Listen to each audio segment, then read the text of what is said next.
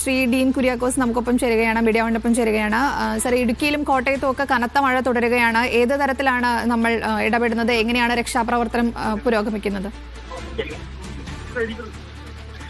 ഇപ്പൊ ഈ അടൂർമല എന്ന് പറയുന്ന പ്രദേശത്ത്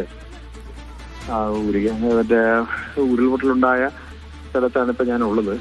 ഇത് സംബന്ധിച്ച് തെരച്ചിൽ ആരംഭിക്കുന്നു എന്നുള്ളതാണ്. സുമതി എന്ന് പറയുന്ന ഒരു വീട്ടമ്മയാണ് മിസ്സിംഗ് ആയിട്ടുള്ളത്. 65 വയസ്സുള്ള സുമതി 2 മണിക്കാണ് ഉരുൾപൊട്ടലുണ്ടായത്. 2 പേര് വീട്ടില് രക്ഷപ്പെട്ടു.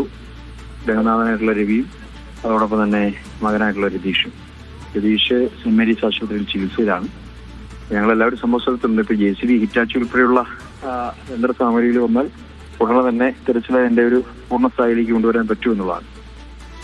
ഈ കാണാതായ ആളെ കണ്ടെത്താനുള്ള രക്ഷാപ്രവർത്തനം ആരംഭിച്ചിട്ടുണ്ടോ? അതിനു വേണ്ടിയിട്ടുള്ള സാഹചര്യങ്ങൾ എത്തി നിൽക്കുന്നു. ഇപ്പൊ NDRF, ഫയർഫോഴ്സ്, മറ്റ് രക്ഷാപ്രവർത്തകർ എല്ലാവരും തന്നെ സജ്ജമായിട്ടുണ്ട്. അതനുസരിച്ചിട്ടുള്ള ഒരു കാര്യത്തിലേക്ക് ഉടനെ തന്നെ കടക്കും എന്നുള്ളതാണ്.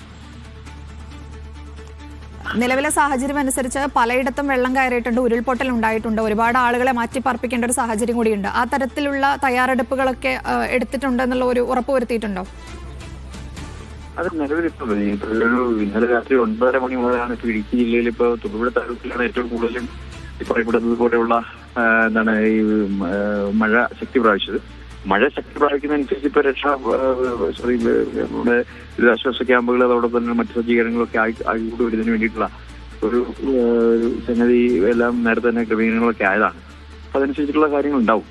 മറ്റു കുഴപ്പങ്ങളില്ലാതെ പോകും.